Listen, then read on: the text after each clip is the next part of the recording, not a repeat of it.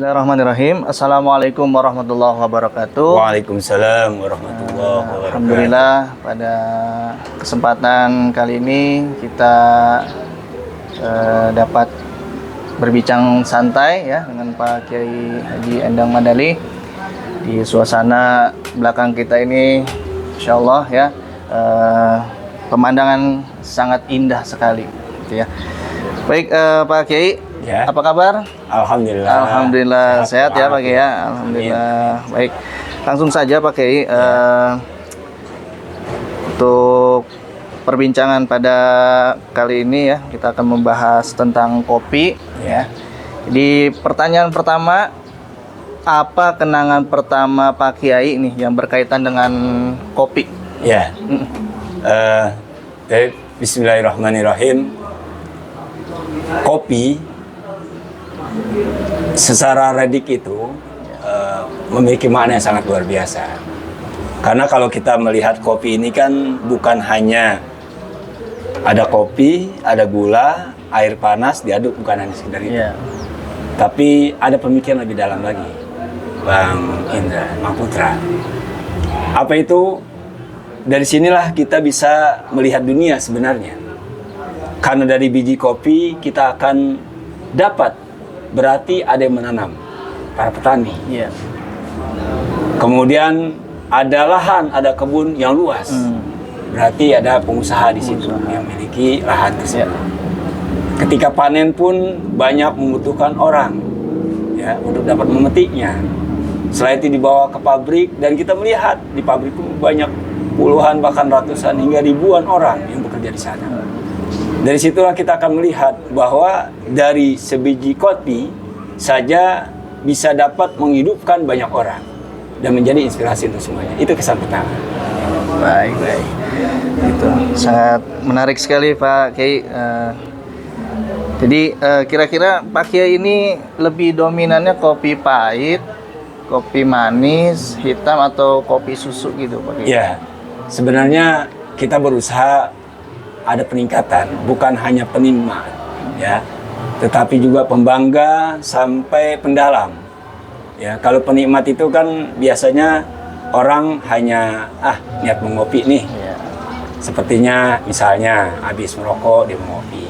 Pagi hari sendiri dia cari teman, dalam hal ini kopi. Ya.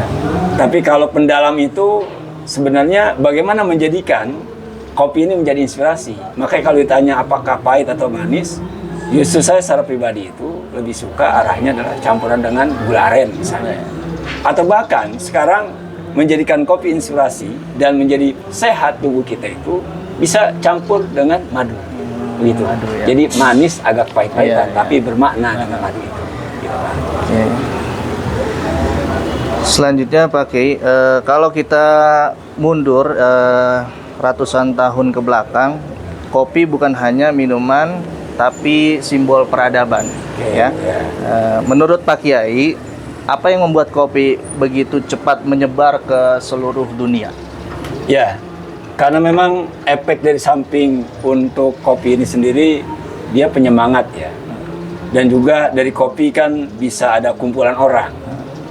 Bahkan dari kumpulan itulah menjadi inspirasi berbicara tentang misalnya ya kebutuhan mereka, pekerjaan mereka, bahkan nyari relasi satu dengan yang lain. Itu karena kumpulan-kumpulan itu. Maka terbentuklah yang namanya peradaban itu sendiri. Benar kalau kita melihat ke belakang sampai ratusan tahun itu. Ya. Jadi dari kopi lah kita bisa bersahabat. Makanya kalau kita melihat, kita kumpul, yuk ngopi yuk gitu kan. Yuk kita ngobrol-ngobrol nih. Mana kopinya? Itu sebenarnya penggugah kita. Ya, pengingat kita, jadi sebagai stimulan ada pembahasan yang menarik lagi begitu. Oke. Selanjutnya jika menurut Pak Kiai, Ya. apakah rasa kopi lebih dipengaruhi oleh jenis biji kopi tersebut atau cara penyeduhannya? Ya, sebenarnya kan pada dasarnya rasa kopi itu pahit. Makanya disebut dengan kopi pahit kan. Saya sendiri pernah belajar di Timur Tengah, dalam hal ini Mesir. Jadi seneng kalau kita mau beli kopi itu bijian. Bilang, Syekh kita, ayah dam, madam kita, ais dia kahwa. Digiling tuh sama dia. Dan ternyata memang pahitnya itu penikmat gitu. Karena kita tahu dasarnya. Makanya bukan disebut seorang penikmat kalau dia suka hanya kopi sasetannya, tidak. Penikmat itu artinya dia tahu persis kopi itu sebenarnya pahit. Kemudian kopi itu penyemangat, stimulan untuk bisa bekerja lebih aktif lagi. Nah, berarti dari hal ini kalau kita tarik pada dasarnya, kopi itu adalah rasanya pahit. Rasa pahit. Di Indonesia, Pak Kiai, dikenal sebagai salah satu negara penghasil kopi terbesar, ya, sejak masa kolonial Belanda. Menurut Pak Kiai sendiri, bagaimana sejarah kopi membentuk identitas kopi Indonesia saat ini? Setelah kan banyak masuk berbagai macam merek kopi, ya, walaupun dari bahan yang sama, biji yang sama, ada kopi susu, ada kopi luwak dan sebagainya. Itu menurut Pak Kiai di Indonesia itu bagaimana sejarah kopi membentuk identitas di Indonesia sendiri? Ya, kan ada istilah kopi kupu-kupu, kopi wangi, ya. Kopi memang khas Indonesia. Sebenarnya itu juga pengingat kita bahwa dasarnya kopi itu memang dari Indonesia. Kenapa para penjajah itu terus ekspansif ke Indonesia? Itu salah satunya mencari biji-bijian kopi itu sendiri. Oleh karenanya kita sebenarnya bagi penikmat kopi, bahkan pendalang kopi yang kita sampaikan di awal, itu sebenarnya untuk mempertahankan peradaban kemanusiaan itu sendiri, pertama. Yang kedua, kita nyatakan bahwa memang kopi itu pada dasarnya adalah banyak tumbuh di Indonesia, ya, sehingga karena tumbuh dan berkembang, maka muncullah pabrik-pabrik kopi. Dari situlah kita bisa sejahtera, dari situlah kita bisa menghidupkan keluarga, dan dari situlah kita dikategorikan orang-orang pemilik daripada etos kerja yang baik itu sendiri. Begitu. Ya. Pertanyaan terakhir Pak Kiai, ya. Kira-kira Pak Kiai kalau untuk meminum kopi sehari itu berapa kali, ya? Dan apa kira-kira teman ngopinya nih apa nih, dengan gorengan kah atau dengan mie dan yang lainnya gitu? Ya, memang sebenarnya saya secara pribadi pernah merokok dulu tahun 2000-an. Sehingga ketika saya menikah, saya sadar ya sudahlah, rokok bagi saya sudah selesai. Tapi kopi sampai sekarang. Apa menjadi teman kopi itu? Itu variatif. Ya terkadang ketika perut memang agak kosong, roti biasanya.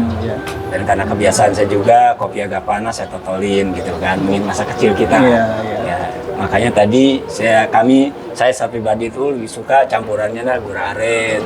Kadang-kadang 2-3 kali disaring, dicampur, terakhir itu adalah pakai madu. Ya.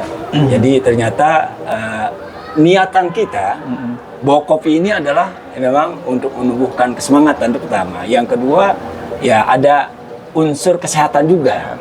Ya. Yang ketiga tadi itu kita membersamai peradaban manusia, membersamai dengan biji-bijian kopi seperti tadi, dan pada akhirnya dimanapun, kapanpun kita berada, inspirasi untuk berpikir yang lebih cemerlang lagi, berpikir untuk umat lebih banyak lagi. Semua bersumber dari inspirasi kopi itu sendiri. Begitu, Bang. Alhamdulillah. Begitu penjelasan singkat dari Pak Kiai Haji Endang Madali, ya, mengenai sejarah kopi, kemudian kopi sebagai peradaban. Ada singkatannya tuh kopi biasanya Pak Kiai.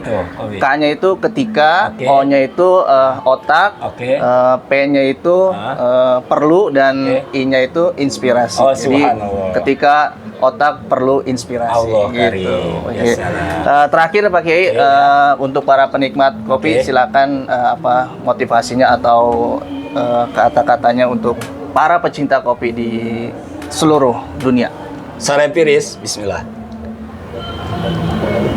Kita semua adalah penikmat kopi. Apapun yang kita minum, ya karena sifatnya kondisional lah. Di terminal kita nyari tukang kopi pakai seduh, jadi bismillah. itu kopi. Karena pada dasarnya kopi, apapun campuran dan sebagainya. Oleh karenanya, bagi kita sebagai penikmat, nanti kita tingkatkan bukan hanya penikmat, tetapi mendalam. Artinya dari satu biji kopi, kita bisa melihat dunia. Dari situlah akan menyebar yang namanya peradaban. Kalau kita bisa berpikir sampai dalam ke sana, berarti ada sebuah kecerdasan. Dan itulah singkatan dari kopi itu sendiri. Ada inspirasi. Sehingga dari inspirasi inilah kita dapat bermakna untuk yang lain. Karena filosofi kopi, ya, di samping ada rasa yang kita memang betul rasakan, dari rasa manisnya, pahitnya, dan seterusnya itu, tetapi ada berbagi. Ya, dari berbagi itu bukan hanya simpati, tetapi empati. Kalau empati sudah masuk dari biji kopi, tahu tentang peradaban manusia, dan kita terus bekerja, menginspirasi, dan memotivasi siapapun yang kita hadapi, dan pada akhirnya khairun nas anfa'uhum linnas. Kita menjadi manusia yang lebih baik lagi. Demikian. Semoga menginspirasi untuk semuanya. Alhamdulillah, terima kasih Pak Kiai. Karena waktu ya, ini obrolan sangat seru sekali, tapi waktu kita terbatas ya. Terima kasih sekali lagi Pak Kiai, sehat-sehat. Amin. Mudah-mudahan dapat menginspirasi kepada semuanya. Terima kasih dari saya. Assalamualaikum warahmatullahi wabarakatuh. Waalaikumsalam warahmatullahi wabarakatuh.